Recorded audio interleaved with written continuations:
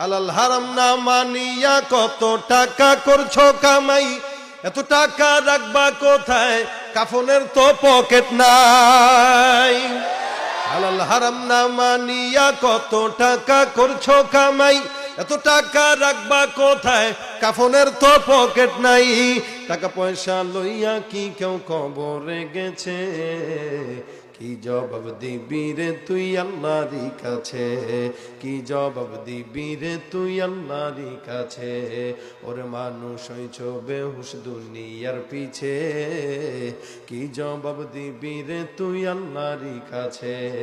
দুনিয়ারি আরাম আয়ের যাবেরাও শুধু খুঁজিয়া, ভাবো কি নিজে কখন ছাড়তে হবে এই দুনিয়া।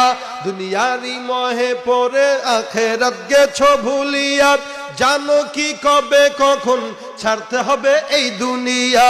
তোর পিছে মহা বিপদের সংকেত আছে, কি জবাব দিবি রে তুই আল্লাহরই কাছে, কি জবাব দিবি রে তুই আল্লাহরই কাছে। ঠিক না বেটে?